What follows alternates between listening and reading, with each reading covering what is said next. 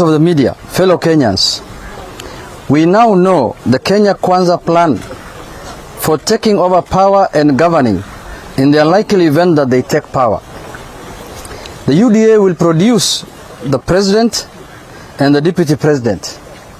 That is to say that in the coalition, UDA will produce William Ruto as the president and also produce as the deputy president.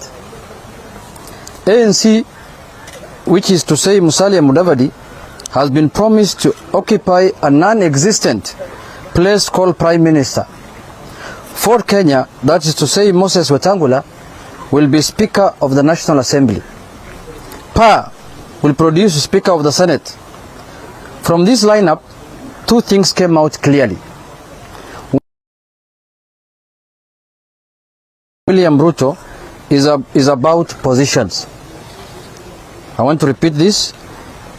One is that Kenya under the patronage of William Ruto is about positions. It's not about the common people. It's not about Mama Mboga. It's not Speaker, which Ruto has shared. Musalia to be Prime Minister, Kingi to be Senate Speaker, and Mutua to be Cabinet Minister. These are called positions. These things they have shared are called positions. Vyeo, vile alikuwa anasemanga. The very thing Ruto has condemned for more than 4 years. He has been telling Kenyans that their coalition, they are coming together, is not about sharing positions. It's about helping the common people. It's about helping Mama Mboga. It's about helping Boda Boda. Now, the thing has boiled down to sharing of positions. And these men, Ruto, Musalia,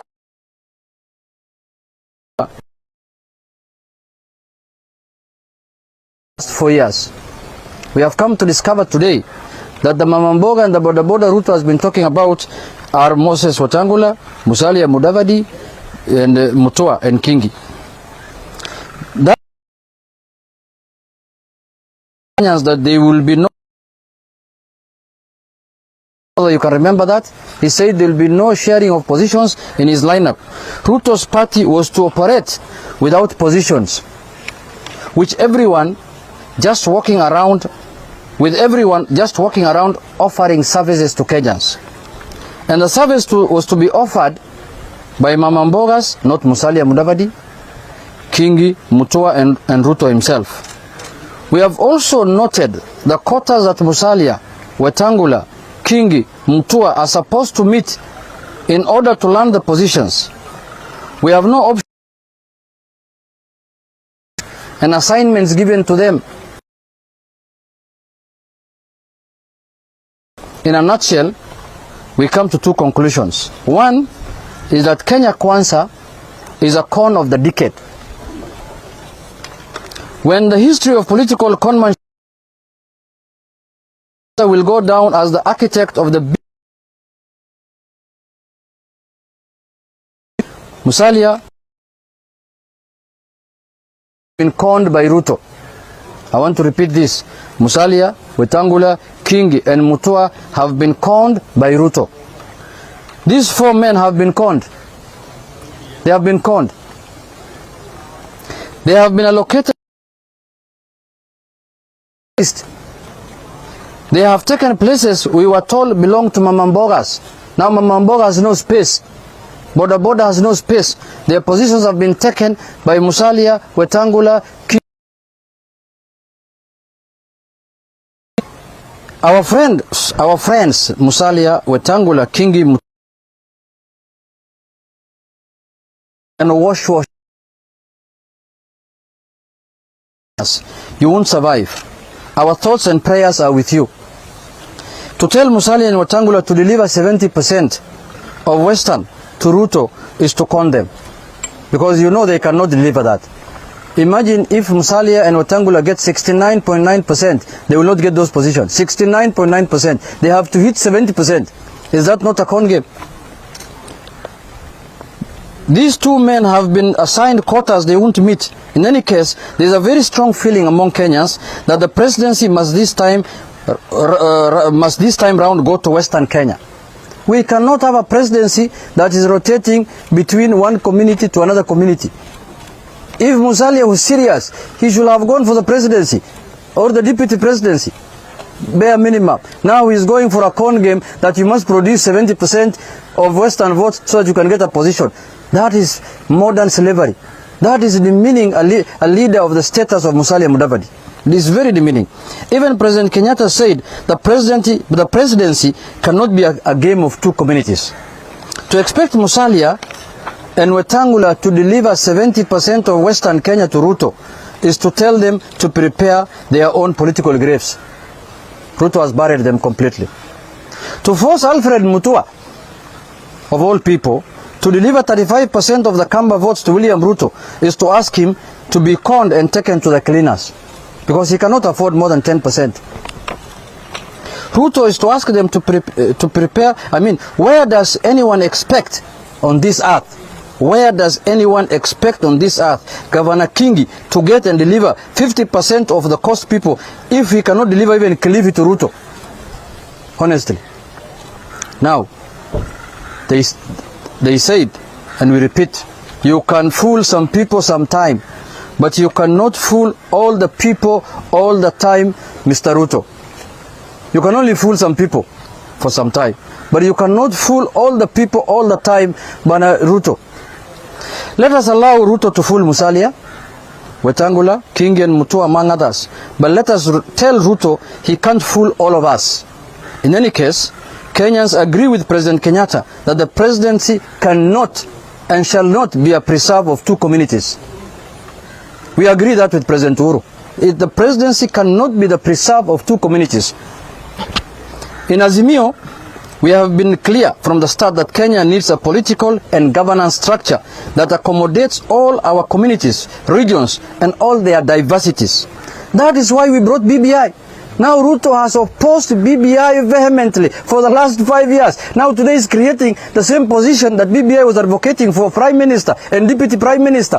He's not ashamed of himself. He spoke at Bomas 1, at Bomas 2, like somebody who came from the moon, and told Kenyans that we don't need positions. Today he's dishing out the same positions to Musalia and other people. That tells you what kind of character we are dealing with. A hypocrite per standard.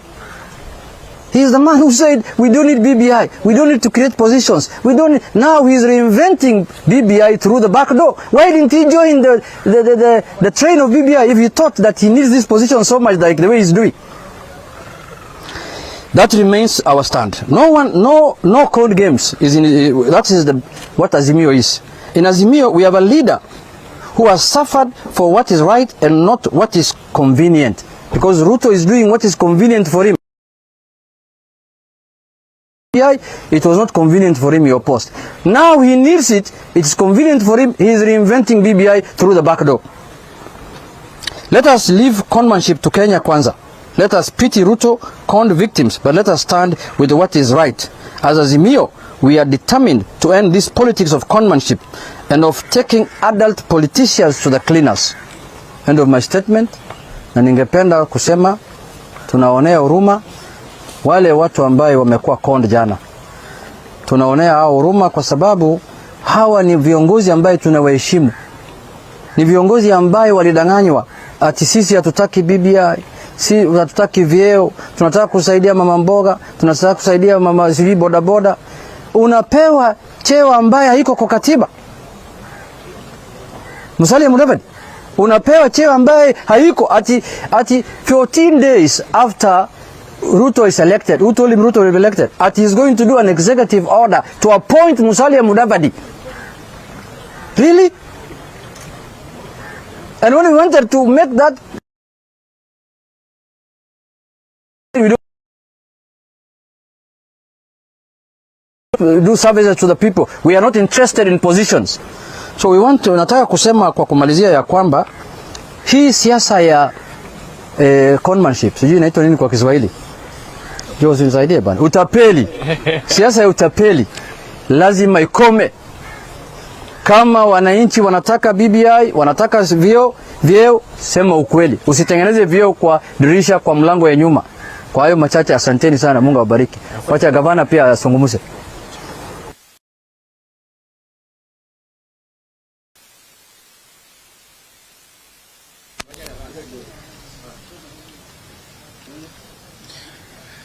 Tumepigwa na mshangazo ama butwa chakari, kwa sababu tulikuwa tumeona watu ambao wamejenga agenda ama narrative tofauti na matendo. Lakini langu mimi ni kwamba ukitathmini yote yaliyosemwa kwa muda ambao umepita, ni wazi ya kwamba ukweli wazi kwamba wale waliokuwa wakivaa fisi wakivaa ngozi ya kondoo wameivua ile ngozi sasa, na ni Wakenya kujionea. Mimi nilikuwa nataraji serikali ya William Ruto nione deputy president chairman of boda boda Busia, nione prime minister chairman of Mama Mboga from Kongoya Market, chair lady or chairperson from Kongoya Market, na hawa wengine, because they have been selling that narrative for the longest time, and this is what they have been using against us, because sisi we are realists. We say things as they are because we mean well for this country, and we want to say things that when the time comes we will stand the test of the time. So wao wameenda, lakini ukweli ni kwamba wamejionyesha. For example, hapa Kilifi ndugu zetu ambao wametoa shida ambazo zinafaa zitatuliwa, na wakasema tumeenda UDA kwa sababu hizi. How do you resolve those issues when you're speaker? How?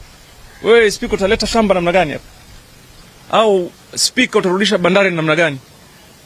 You know? Ama utafanya hizo ajira, utaandika watu through the Parliamentary Service Commission, watu watatu, lakini huwezi kutatua shida za watu wetu kwa kupitia positions za kibinafsi. So mimi nataka niwaambie hawa ndugu zetu, mumeona mnatembea na mtu lusu, mtu mfisadi, mtu mdhabdhabina, mtu hana ukweli, mtu baradhuli. Amweni, it's never too late for you. Just man up and say hapa huyu sipo pale tulivyofikiria, and come back. Now you're telling 50% of the cost to go to how? No. And then they're saying they want to share the port. How do you share the port? How? The port belongs to Kenyans. But they have allocated the port to PA as a party. How do you allocate the port of Mombasa to a party? Honestly. You know, what kind of nonsense is this? We have an agenda that is clear. If you listen to our conversations, we're going to rethink and relook entirely on the policies that will be responsive to the economic demand of different regions. Na mkisikiza vile sisi tunasema the way we'll handle the port, we do not need to reinvent the wheel. The port was functioning earlier. There were change policy issues that were not looked at critically, and we have said tutaangalia hizo vitu na zingine, lakini maneno ya kusema sijui that you have allocated the port to a party, to PA, the port. So why don't they allocate also Lake Victoria to a party, or they allocate Mount Kenya to a party? How do you allocate the port of Kenya, the Kenya port here, Mombasa, Kilindini, to a party? Si basi wa allocate at airport. The airport pia si pass wapatie ODM airport. Chap iko karibu na nini? Wapatie ODM airport basi tuchukue. How do you allocate the port to a party, honestly? Is that not a con game? Anyway, any swali? Sababu kuu ya kulingana na sababu kuu kulingana na wanakingi na mtua ilikuwa kwamba mkutano ambao mlifikia sahihi nao hamkuwa na haja ya kuonyesha hasa kile ama kila mtu kutokea gani. Ndio wanasema mimi mwenyewe ni kama tapeli kwa sababu hamkuwa mnasema wazi yale ambayo yanafanya. Kisha hizi ninavyoeleza ni kama mnataka kuna Kangula na Javadi na Kingi ambao tayari wameenda huko kufuja wengine na jihadi la asili. Unajua, inaonekana bana Wenga, wewe ulikuja kufanya press conference yako hapa, sio yetu. Sisi tumekuja kuongea na wewe juu ya hii maneno yamefanyika jana ya maajabu. Document yote ambayo ni ya coalition zinakuwa registered kwa political parties registrar.